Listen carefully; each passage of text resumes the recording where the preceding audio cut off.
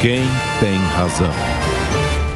E para esse debate, nós recebemos Rodrigo de Carvalho, que é doutor em Ciências Políticas, e também Adriano Cerqueira, cientista político e professor do IBMEC. Professores, sejam muito bem-vindos. Boa tarde uma vez mais. Rodrigo, vou começar contigo. Nós temos um caso muito claro ali em Alagoas. É um estado importante do Nordeste. Tem um detalhe que também chama atenção. Foi onde houve o menor percentual de diferença entre Lula, que ganhou nos estados do Nordeste, e Jair Bolsonaro, que ficou em segundo. Ali é uma distância muito pequena percentual no primeiro turno na corrida presidencial. Paulo Dantas está sendo acusado e foi afastado por uma decisão do STJ, que está sendo agora apresentada ao pleno do STJ, para essa decisão ser referendada ou não. Mas a ministra Laurita Vaz decidiu afastá-lo, porque é um caso sério, ela está defendendo o posicionamento dela de corrupção e, inclusive, um caso de rachadinha, quando ele era ainda deputado e fazia parte da Assembleia Legislativa. Como um lado ali, o Paulo Dantas é aliado de Renan Calheiros e aliado de Lula, e o candidato que faz oposição a ele ali é aliado de Lira, você considera que teremos uma repercussão nacional sobre isso? Isso tem implicações diretas na corrida presidencial? Bom, primeiro, boa tarde. Eu gostaria de dizer que é importante a ministra Laurita levar isso para o coletivo do STJ, porque é uma decisão muito importante e é muito polêmica afastar um governador que é candidato à reeleição em meio ao segundo turno. Então, é um critério bastante difícil de ser tomado. Espero que o coletivo abra luz sobre o que está acontecendo, sobre o processo em si, e tome a melhor decisão possível, não é? Eu sou da opinião, e isso não é uma questão de vontade, nem uma questão de desejo, mas uma questão objetiva. Eu acho que não influencia o cenário nacional por um motivo muito objetivo. Alagoas tem 2,2 milhões de eleitores, não é? É um estado importante por uma série de elementos, não pela quantidade de eleitores, não é? Se você pegar, por exemplo, na cidade de São Paulo, você vai encontrar bairros na cidade de São Paulo com o dobro, né? A Zona Leste é o dobro do número de eleitores que tem em toda Alagoas. O segundo elemento importante são os números objetivamente. No primeiro turno, embora o estado de Alagoas seja o que menos deu vantagem para Lula nessa primeira eleição, não é? 56-36. Outros estados deram maior vantagem. E a única capital, Maceió, que deu vitória para Bolsonaro, não é? Mas pelos números apresentados, foram 94 municípios em Alagoas que o Lula venceu e 8 municípios que o Bolsonaro venceu a eleição. O que pode acontecer é ter algum impacto local sobre o processo eleitoral, mas acho que, no geral, no Brasil inteiro, não tem esse impacto que se espera, que se aguarda, né? Adriano Cerqueira, seja bem-vindo. O Rodrigo fez menção aos números de votos, ou seja, da densidade eleitoral de Alagoas, sobre todos esses outros aspectos que ele bem levantou aqui. Eu vou só adicionar um pouco mais. Claro que durante uma campanha, a imagem de com quem você sai na foto sempre chama atenção. Eu acho que há um questionamento aí sobre a implicação de um governador afastado por um caso de corrupção numa decisão de uma Corte Superior de Brasília, em que pese o fato de ser no meio do segundo turno. Isso pode ter uma implicação não somente dos números de Alagoas na corrida presidencial, mas uma influência no Nordeste do país que seja, ou mesmo no discurso dos candidatos? Boa tarde, Adalberto Piotto, Rodrigo Carvalho, é um prazer estar aí no programa com vocês. Olha, eu acho que já teve um impacto, né? O Lula provavelmente não deveria estar planejando ir para Maceió, né? Hoje, né? Então, assim, a campanha de Lula pode ter sofrido uma alteração por conta dessa decisão. Por outro lado, o Renan Calheiros é um forte aliado, né, do Paulo Dantas, e ele está em embate direto com o Arthur Lira. É um embate muito significativo, porque o Arthur Lira que tem um comando hoje da presidência da Câmara dos Deputados, e na próxima legislatura, que é mais conservadora, muito provavelmente vai continuar no comando da Câmara dos Deputados. Então, a importância do Arthur Lira no segundo turno em Alagoas pode ter aumentado consideravelmente. Claro que em termos de votação total, Alagoas não vai ter tanto impacto assim, Porém, o Lula está dependendo demais de repetir a performance no Nordeste que ele teve no primeiro turno. O Sudeste está indicando que é uma batalha perdida, né? É provável que em Minas já tenha havido uma reversão favorável a Bolsonaro. Há indicadores nesse sentido, né? Então, há uma concentração de esforços agora. A gente vê tanto de Bolsonaro quanto de Lula no Nordeste. O Nordeste é a grande frente de batalha para os próximos 18 dias. Então, esses aspectos simbólicos, ou seja, um candidato apoiado por Lula com problemas de corrupção, e Lula tem dificuldade de enfrentar esse tema, né? Inclusive pedindo até censura, né, para que não sejam divulgadas matérias nesse sentido, mostra a dificuldade dele de se envolver com isso. Então, isso pode gerar um capital político a ser explorado, no caso, por Bolsonaro. Então, é só nesse aspecto de discurso e de mudança de estratégia de campanha que eu vejo o maior impacto que essa decisão teve no cenário nacional, né? Vamos colocar assim. Rodrigo, usei parte da sua resposta para colocar esse questionamento também ao Adriano. Não quero deixá-lo também sem comentar esse aspecto, não só numérico que você bem levantou, mas também dessa coisa da imagem. Porque o quanto você acha, me permita já colocar um outro questionamento a você também, o quanto você acha que o assunto corrupção, nesta reta, não na reta final, porque nós temos 2 semanas e mais uns dias aí, mas, enfim, nesse restante de segundo turno, quanto que esse assunto corrupção pode fazer a mudança de votos que foi para um candidato ou outro no primeiro turno, ou até trazer mais gente para votar no segundo turno? Olha, eu primeiro acho que, concordo com o Adriano, que a disputa eleitoral será acirrada. Eu acho que você não vai ter uma margem muito grande de diferença entre um ou outro candidato, não é? Eu acho que o trabalho mais complexo, eu diria, seria o do Bolsonaro, não o do Lula. E explico em seguida por quê. Respondendo à sua pergunta, eu acho que sempre a corrupção é um ponto importante no debate da vida pública, seja ela durante o período eleitoral, seja ela em qualquer outro momento da história.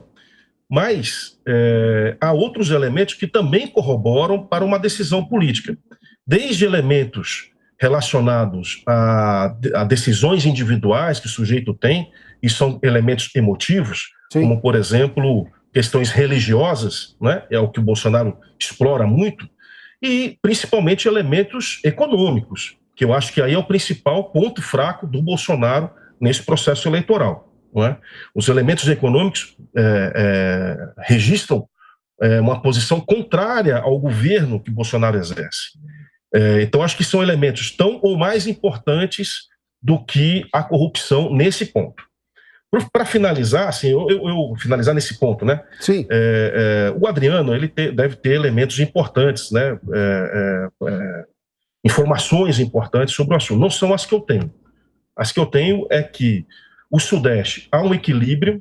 A última pesquisa IPEC dá em São Paulo, que eu acho que São Paulo será o centro, o epicentro da disputa eleitoral. Não vai ser Minas, porque eu acho que o Lula ganha com um pouco ou maior margem de votação, maior ou menor, melhor ou pior cenário para cada um dos candidatos, mas acho que Lula ganha.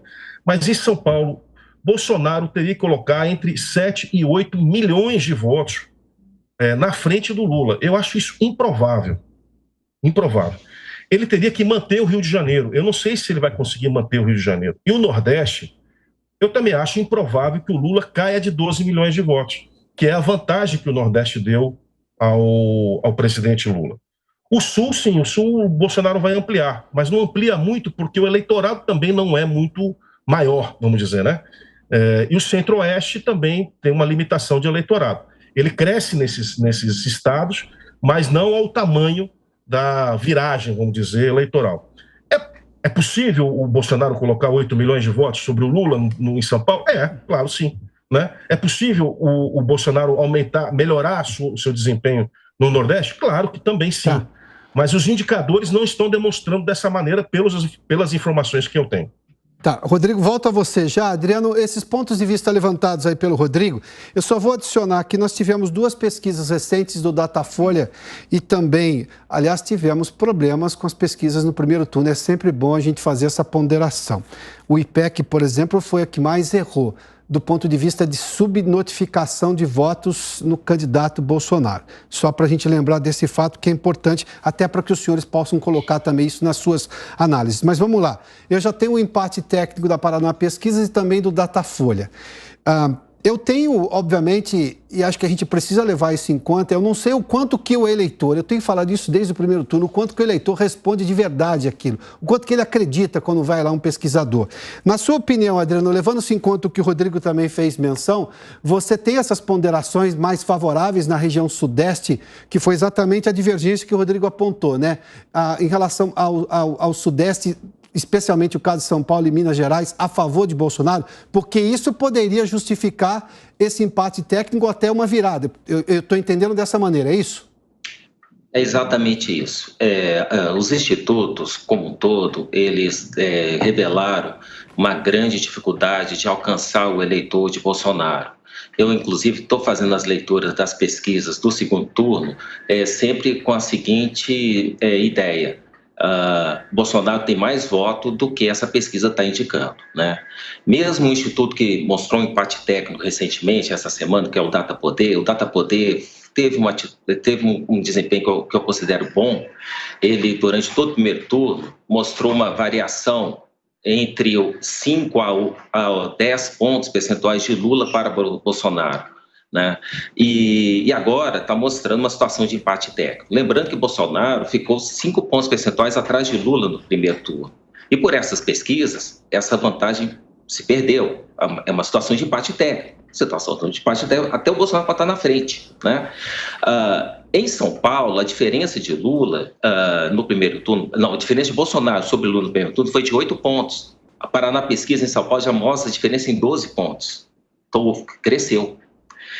No Rio foi uma diferença de 10 pontos, mas como não está tendo eleição no Rio, a gente não está sabendo os dados para o Rio. E em Minas foi uma diferença de 4 pontos para o Lula, mas toda a movimentação, principalmente do Zema, né? E agora há pouco houve uma movimentação na campanha do Lula de tentar melhorar o aporte do apoio dos prefeitos. Tá. O Zema está fazendo essa campanha, então há um indicativo pelos resultados do Sudeste que melhorou a performance de Bolsonaro aqui em Minas. É por aí que eu trabalho com esses indícios. Tá. Bom, então vou colocar 2 pontos de vista aqui para ouvir o Rodrigo e o Adriano. Se a gente olhar naquele começo da semana passada em que as candidaturas começaram a apresentar seus aliados para trabalhar agora no segundo turno, a gente viu, pelo menos por aquele aspecto, uma saída na frente da candidatura de Jair Bolsonaro. As declarações do Rodrigo Garcia, que apoio incondicional, para usar a frase nas aspas, do governador de São Paulo ao Bolsonaro. O caso do Zema, falou em PT-fobia, ou seja, que o mineiro tem que ter PT-fobia. São frases muito fortes, né? E diz que ia movimentar os prefeitos também. A gente viu isso também nos estados do Sul, enfim, também no Centro-Oeste, em Brasília, que numericamente não tem muitos votos, mas também a gente viu apoios de prefeitos e governadores.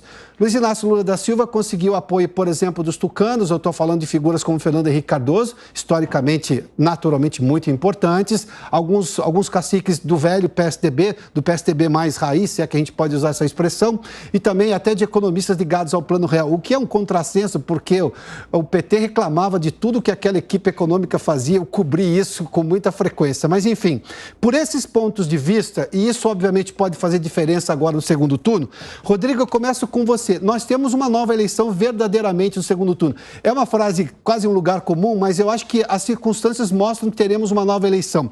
Você faz que análise sobre agora, com, digamos, os apoios que cada um conseguiu angariar e o que cada um está fazendo para, digamos, reverter voto ou trazer voto novo? Resta a dúvida que é outra eleição. O segundo turno é 0-0, cada um buscando seus votos para alcançar a maioria absoluta. E isso é a vantagem do segundo turno, que é a indicação da maioria efetivamente. Né? O professor Adriano deve se lembrar bem de personagens como Schumpeter, como Robert Dow Jr., como grandes cientistas políticos que avaliam que a soma dos votos do sufrágio universal é que determina qual grupo, qual associação política, o agrupamento político acaba assumindo o poder. Então, isso é parte, vamos dizer, da democracia liberal ocidental que nós vivemos. né?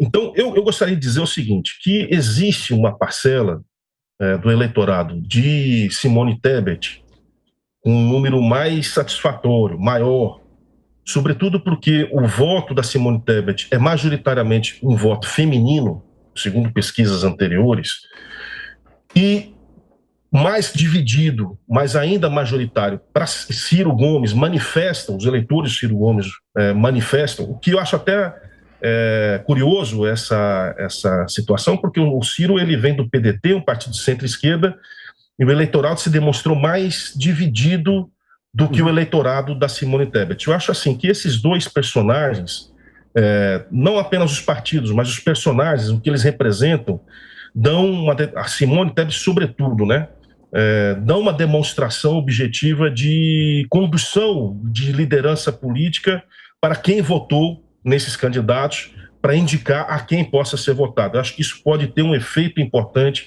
no processo eleitoral. Ou seja, Rodrigo, só de trazer esse voto para aquele candidato que ele está apoiando no segundo turno, é isso que você está dizendo? Perfeitamente. Pois não, por favor.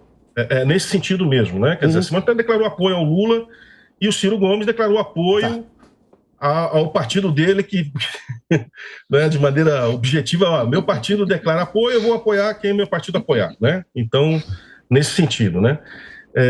Acho que alguns prefeitos significativos, né, tiveram declaração de apoios, né? É muito significativo, por exemplo, a disputa que está sendo travada no Rio de Janeiro na Baixada Fluminense.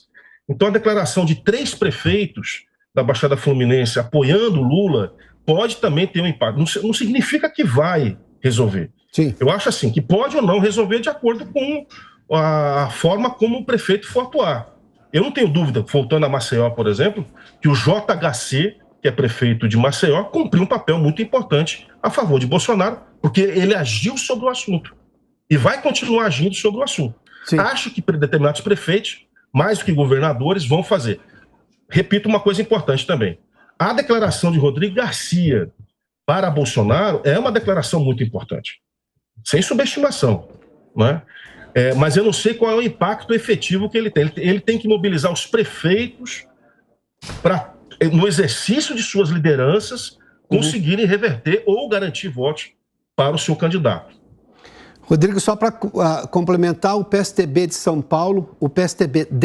Paulo, já anunciou apoio, que é muito importante no interior do estado, o apoio ao Tarcísio, o que obviamente se isso vai trazer também votos à presidência da República, é uma coisa que a gente precisa entender.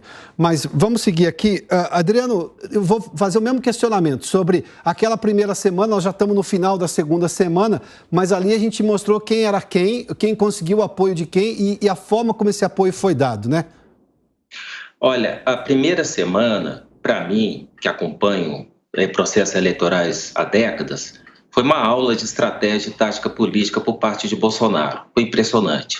Porque Bolsonaro saiu do primeiro turno não apenas perto de Lula, que eu acho que era um dos seus principais objetivos, mas como uma liderança nacional efetiva. O novo Congresso Nacional é majoritariamente de partidos que estão na base dele. Quem quer que seja o novo presidente, quem quer que seja, já sabemos, né, a maioria, os novos governadores, vão conversar com esse novo Congresso, do qual Bolsonaro é a principal influência e liderança. Então, antes do Rodrigo Garcia anunciar o apoio incondicional, né, a Bolsonaro e o Tarcísio, prefeitos na segunda-feira de São Paulo já estavam em vídeos anunciando esse apoio. Então, acho que os líderes correram atrás dos liderados, né? A percepção que eu tenho é que o mundo da política brasileira deu uma guinada. Se no primeiro turno Lula estava mais próximo do que a gente poderia chamar do centro político, com esse novo Congresso conservador, Bolsonaro é que está mais próximo desse centro político. E por isso que ele obteve tanto apoio expressivo de governadores, né, que correram literalmente atrás dele. E para mim, a grande estratégia de Bolsonaro é mobilizar os prefeitos para conseguir reverter o voto. Por que os prefeitos? Porque os prefeitos vão disputar suas eleições daqui a 2 anos. Sim. E eles vão negociar com o novo Congresso. Eles vão negociar com os novos deputados e senadores. e também governadores. Aqui em Minas, isso com certeza está tendo um grande impacto. Eu conheço muitos prefeitos, já fiz muitos trabalhos com eles, enfim, e eu sei o sentimento de resistência, de rejeição à última administração, né, petista, né? O antipetismo é evidente aqui em Minas. E foi usado por Zema contra o Alexandre Calil, e funcionou. E agora o Zema está fazendo a mesma coisa contra Lula. Então, eu acho que muito mais que importante o apoio do Ciro Gomes e também da Simone Tebet é, sim, o apoio regional, o apoio dessa articulação nova que está se fazendo, e isso tende hoje a favorecer mais Bolsonaro que Lula. Por isso que eu acho que o jogo está zerado, está empatado, e está muito difícil. É uma eleição que eu nunca vi em segundo turno. Para mim é inédito, eu acompanho desde 89. É inédita para mim esse segundo turno, que inclusive tem uma semana a mais, né? Aliás, ele é longo entre o primeiro e o segundo turno, são 4 semanas inteiras de dias úteis, obviamente entre o domingo do primeiro turno e o domingo do dia 30, que teremos o segundo turno. Senhores, eu tenho mais 2 minutos aqui, vou conceder 1 minuto a cada um para considerações finais, mas sobre um último questionamento, se for possível caber nesse 1 minuto. Nós teremos um país, por mais...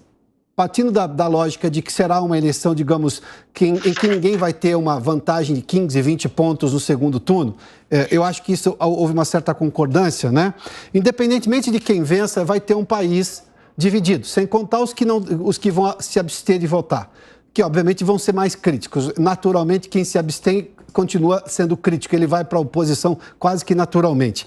Na sua opinião, Rodrigo, 1 minuto, por gentileza, como lidar com um país desse jeito, seja quem for o vencedor? Quem tem capacidade mais de agregar? Eu só vou fazer uma menção que Lula, quando chegou no poder, depois dos governos tucanos, o país era muito diferente do que é hoje. Hoje você tem exatamente lados discutindo, você teve, a direita voltou ao debate, coisa que não tinha muito lá atrás. Na sua opinião, como é que será governar um país dividido?